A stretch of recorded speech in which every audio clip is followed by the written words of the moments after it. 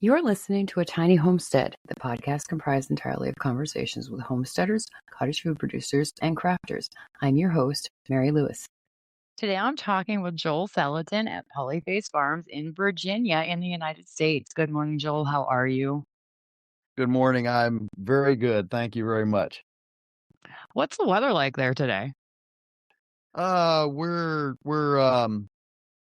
Well, last night it was down about 15 degrees. Today, I think it's supposed to be a high of maybe 34, 35, and then drop down into 20s tonight. Tomorrow's going to be warm. It's going to be about a high of like 50 tomorrow. So We're gonna be warmer than you are in Minnesota today. It's supposed to hit 45 degrees today.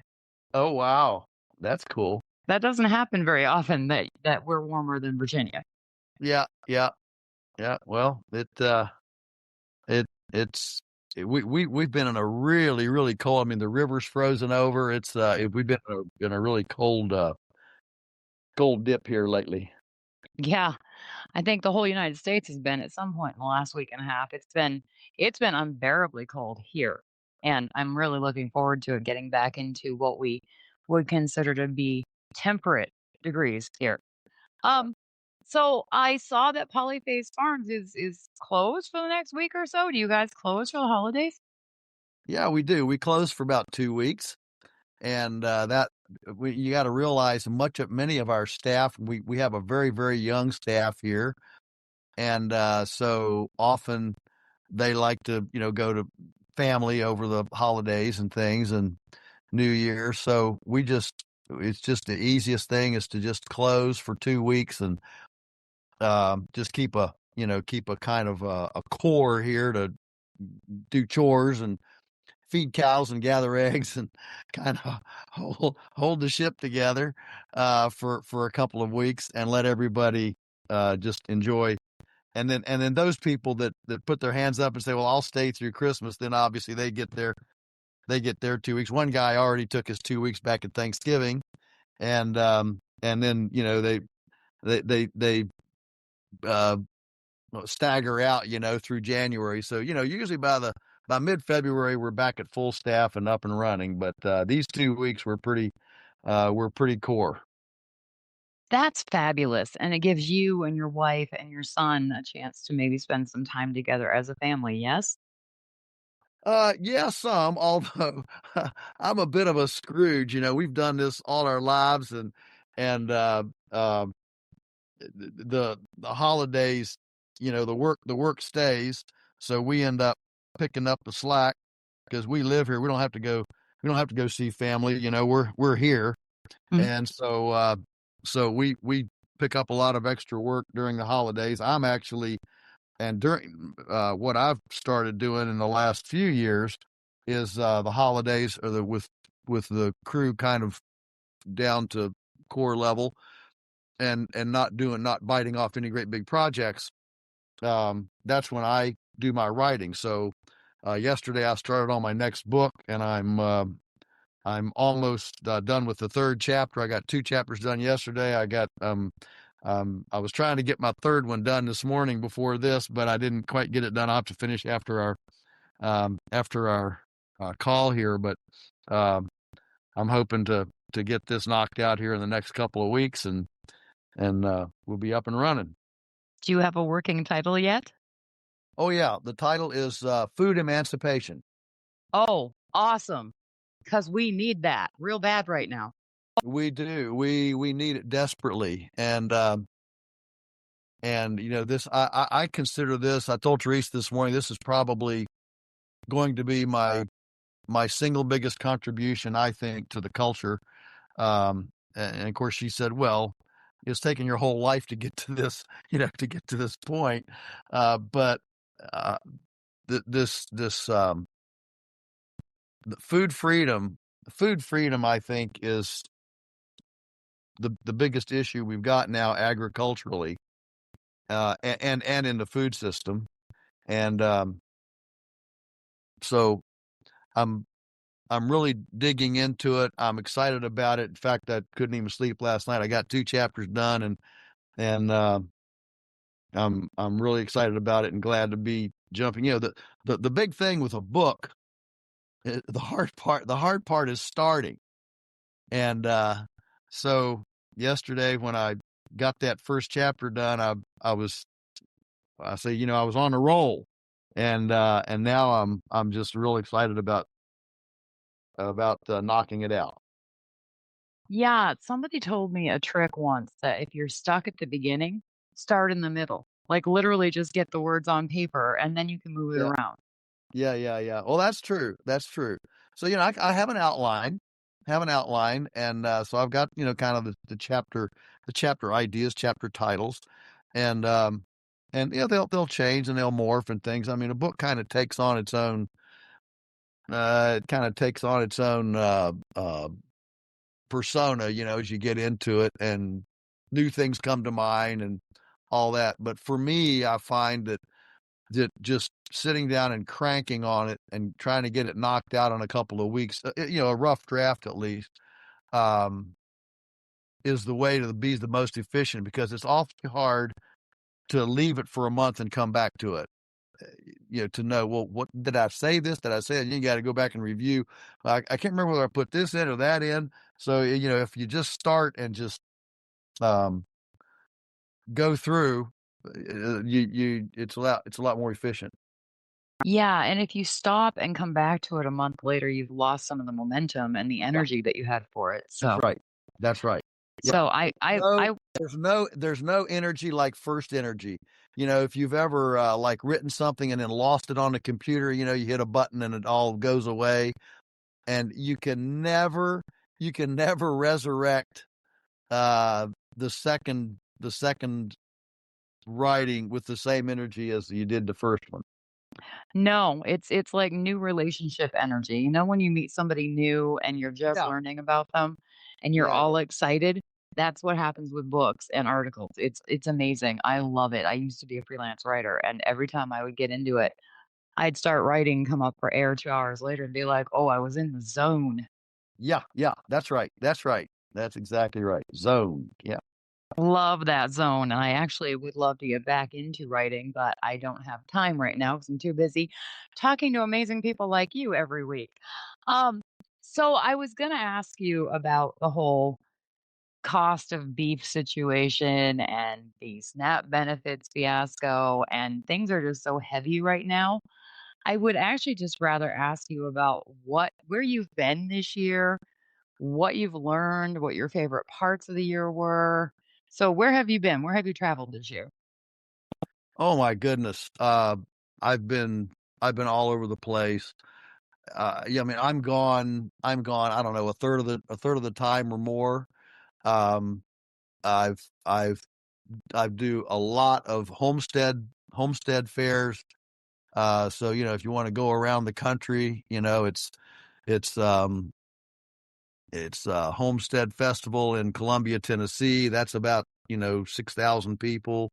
And then you got, Coeur d'Alene in Idaho. That's Melissa Norris's group. That'll be 3 or 4,000. And you got Ozarks Homestead Conference with, the folks there. That's another, whatever, 3 or 4,000. Um, Cheryl is the lady that does all that. Then you have the Ohio Food Independence Summit. That's another 3 or 4,000. You got Homesteaders of America up in Front Royal, Virginia. That's 7,000.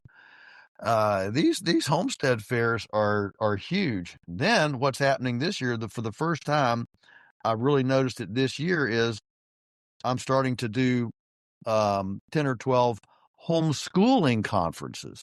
It's like the homeschoolers have matured to move into the food space beyond the education space. And what I think there is that, when you try something alternative and you find it soul satisfying, you come up from that experience and you say, "Wow, that was pretty cool.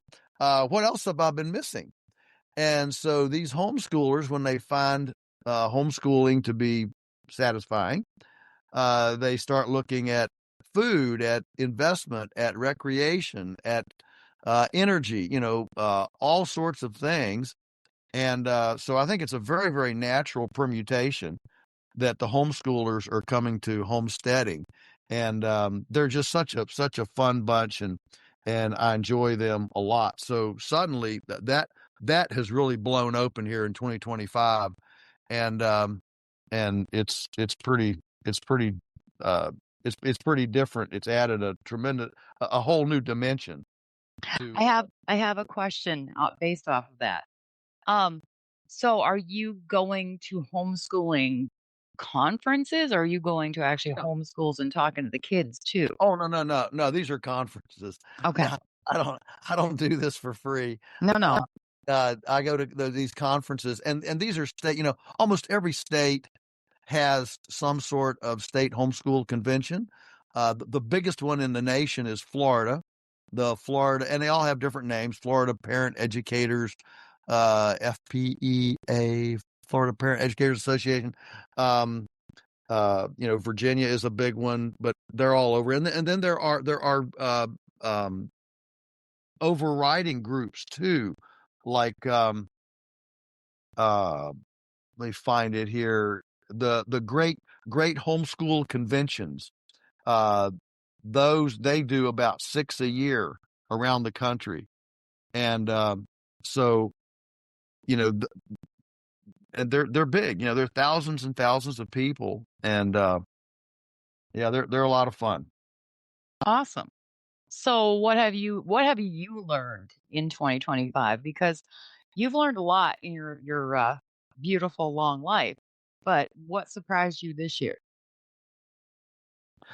So this year, my epiphany was about halfway through the year, and I've really become this voice of food freedom. And of course I've had the privilege of, for the first time in my life, being seen by people in the political sphere, administration, as an asset, not a liability. And so I've been able to spend some time with, RFK Jr., with people, close to him as well. And, and this whole, food emancipation, this food freedom thing is such a big deal.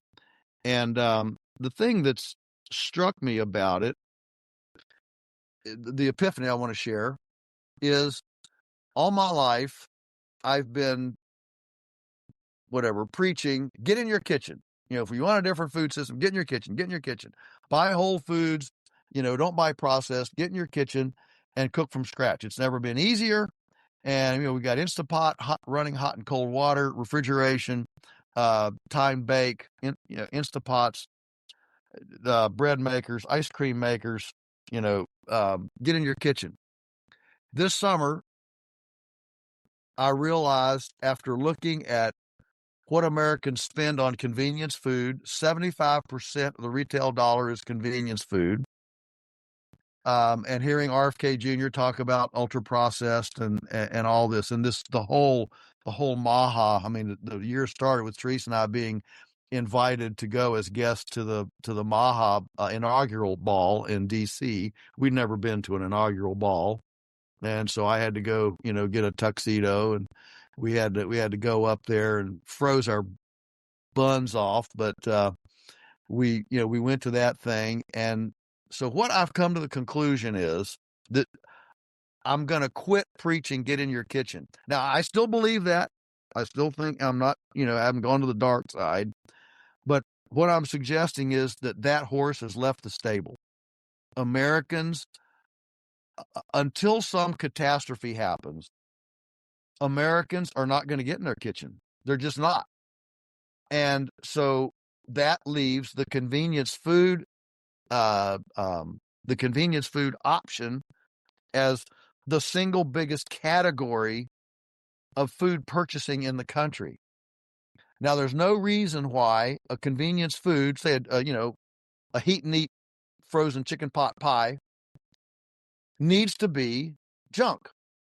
It can be good chicken, good carrots, good peas. It doesn't need monosodium MSG in it. It doesn't need red dye 29. It doesn't need glycerin, antifreeze in it. These 10,000 food additives that are in all these convenience foods that Europe only has 400 of them, they don't have to be there. And so, um, so I'm, and then you've got the farmers. There's obviously you're watching these things too, and all the press on 2025 agriculture is negative. The Mhm. soybean farmers are going to lose $100. The tariff blowback is having this effect, that effect. And of course, when beef prices jumped when they closed the border with Mexico and shut down a million cattle coming into the country, that spiked the prices. And then Trump blamed the cattle farmers for being greedy and selfish. Well, they didn't have anything to do with it. Uh, that only took him a week to backtrack from that. I think somebody got to him on that because they told him, "Look, Trump, these farmers are the ones that got you in the White House. Don't you be bad mouthing the farmers." And so I'm done trying to guilt people into getting in their kitchen, and instead I'm pivoting and saying, how can we get farmers access to the convenience food market? That is where the money is. That's where the food is. And there's no reason why it has to be junk food. It can be good food. And so, hence, food emancipation.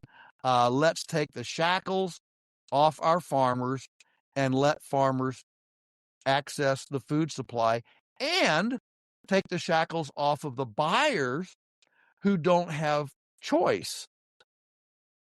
So both parties win if we take the shackles off. The only party that doesn't win is the industrial commercial food system that will be, that will have new competition in the marketplace. I love that you're pivoting, and I do the same thing on my podcast, Joel. I'm constantly telling people that if they want to save money, they should learn to cook from scratch and that it's better for them. And you're right, people don't want to take the time to cook, and it's so tragic. I love cooking. I spend an inordinate amount of time cooking, and I enjoy it. But if you hate it, it's no fun.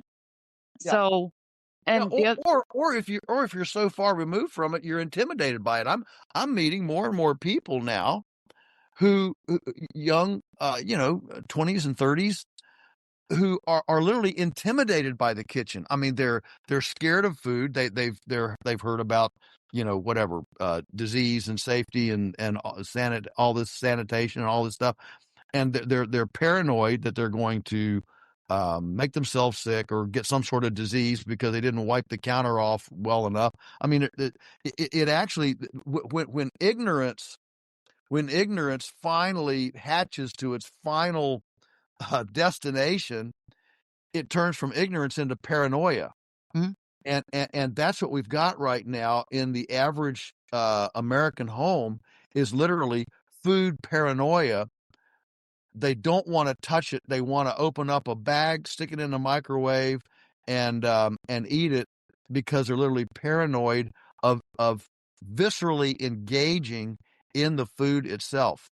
And so, unless and until that changes, the desperate need of both consumers and farmers is to enable us to easily transact food commerce in that space without $1 million facility and 10 bureaucrats breathing down our neck. Okay, that leads me to another question. I don't know what Virginia's laws are like regarding food production if you're not a business or a factory, but here in Minnesota, we're not allowed to sell anything from a home kitchen that requires cooling or heating. So we can sell cookies that have already been baked because you don't have to put cookies in a refrigerator or an oven for them to stay good. Shelf stable things are fine. But if I wanted to make a cheesecake, I cannot make it in my home kitchen and sell it. So what are Virginia's laws like? Yeah, identical, Mhm. identical. And most states are identical. There are now 4 states that have pretty effective cottage food laws. The best one is probably Maine. Second best is Wyoming. And in those states, you can produce any food in your home kitchen that you want to without inspection. Okay. Now, the ingredients into the food have to be legal. So, unfortunately, this means that if you make a shepherd's pie, let's say with beef in it, the beef has to be from an inspected source. Okay, yep.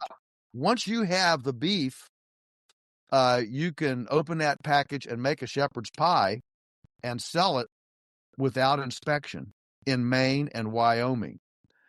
So those are huge wins in this movement. And in fact, in this book I'm working on, I'm going to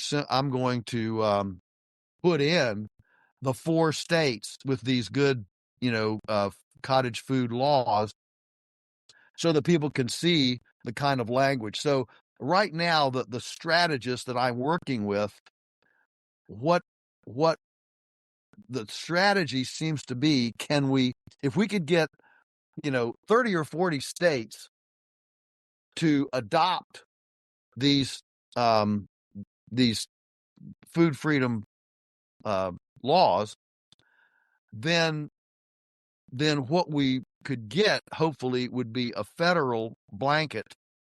I mean, I'm after an amendment to the Constitution, of the Bill of Rights, that basically two you know uh, two consenting adults exercising freedom of choice to give their microbiome agency should be able to engage in a food transaction without asking the government's permission.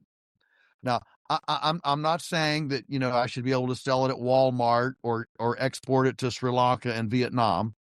What I am saying is that neighbor to neighbor food transactions among voluntary consenting adults exercising freedom of choice, and I know those are powerful phrases, but I use them on purpose, Mm. uh, should not require a bureaucrat's permission to engage in a neighbor to neighbor food transaction, period.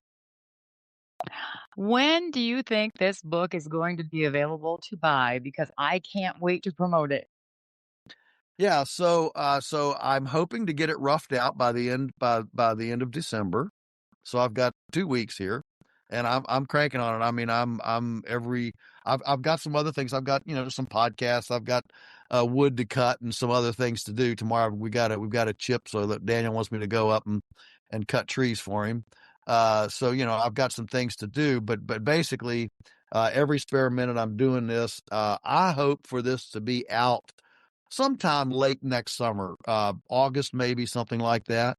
And because I'm trying to coincide it with some other fairly large documentaries that are coming out on food freedom. There's a lot going on in Maha, and I can tell you, I was just up in DC on Monday night at the Maha gala. And I mean, it was amazing. RFK Jr. was there, and Lee Zeldin, Secretary of the EPA guy, was there. Of course, you had your regular group, CDC and the new NIH administrator and all that. And that that basic movement, that basic movement, um, is a real catalyst, I think, for this issue, because uh, one of the big phrases that's been used now is agency capture. And I think people are beginning to realize that the watchdogs, you know, pe- people wanted the government to protect them from those corporate interests that were hiding behind razor wire and guard towers in big industrial food complexes, whether they're canneries, slaughter processing facilities or whatever.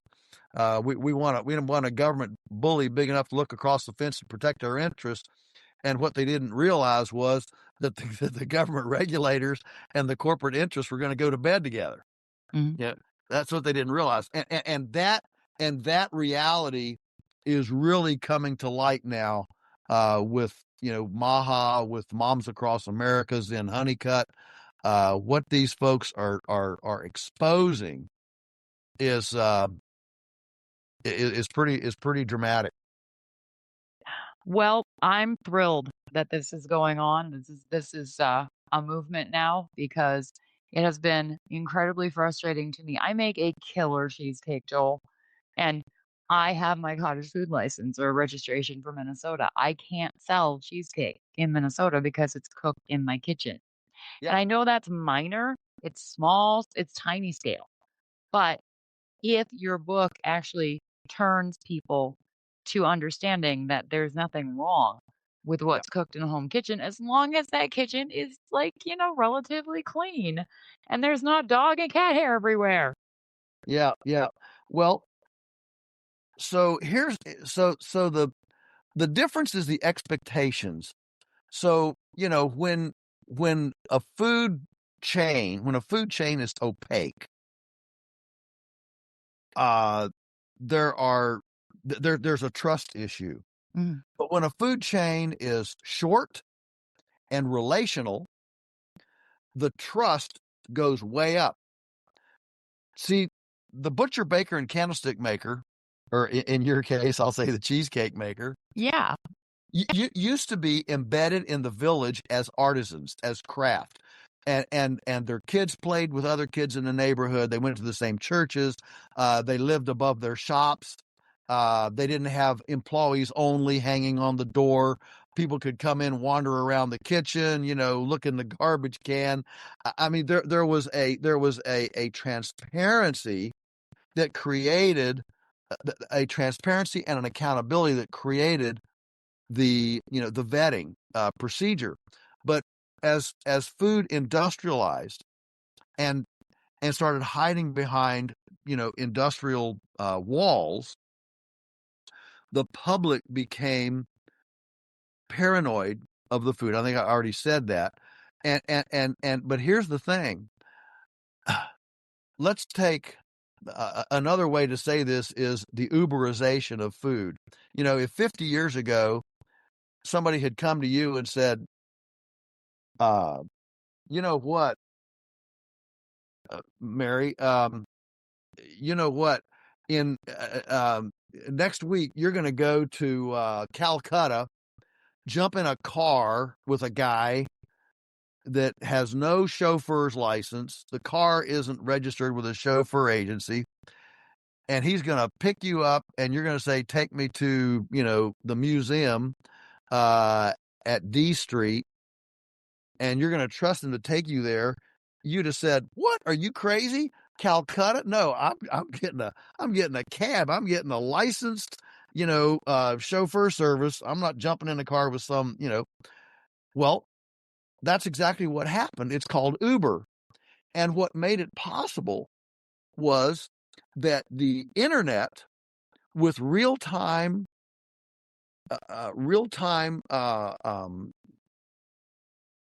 vetting, 1 star, 2 star, 3 star complaints, whatever, uh, has re-embedded the butcher, and the cheesecake maker. I love that. Uh, in the global village with real-time vetting. And this is brand new. This is brand new. And I mean, the same thing can be said of Airbnb. Who would have thought that in 10 years we would double the number of hospitality rooms worldwide without driving a nail, making another room. Uh-huh. Just the power of a transparent transaction enabled by a renewed democratized voice called the internet. And so here we are with your cheesecakes. And if your cheesecakes aren't good, somebody's going to say, Mary's cheesecakes are horrible. I would never recommend them. And you know what? You'll be out of business Oh, because yeah. that'll go viral. But if somebody says, wow, these cheesecakes are unbelievable, everybody should go buy those, you could actually have a side hustle. You could actually start a little business and make some money. And the point is that the internet is its own protective vetting device because it has resurrected the transparent village voice of yesteryear. Crazy how that works, isn't it? Yes, it is. I Yeah, love it. I yeah. love it. All right, Joel, And that's why people don't need to be scared. I mean, I can hear people, oh no, what if Mary's, what if they're not good? What if they're not? Well, um, are you do you really think that you can trust a bureaucrat more than an artisan, a craft person, a cheesecake maker that that you've asked around? Hey, what do you think about her? What do you think about her situation? You've been to her kitchen? Is she clean? Is she good? And this conversation we can now have so easily and cheaply. We don't have to use snail mail. Don't even have to put a stamp on it. Is revolutionary in um, in creating self-policing within commerce. absolutely. All right, Joel, I try to keep these to half an hour and we are there. So thank you for taking time out of your time off, as it were, to chat with me again. I appreciate it. People can find you at Polyface Farm on Facebook, and the website is polyfacefarm.com. Yes? Yes, Okay. yes. All right. And as always, people can find me at a tinyhomesteadpodcast.com. Loved talking with you again, sir. Thank you. It's a real privilege and an honor, Mary. And Merry Christmas and Happy New Year. Same to you and yours. Have a great day. You too. Take care.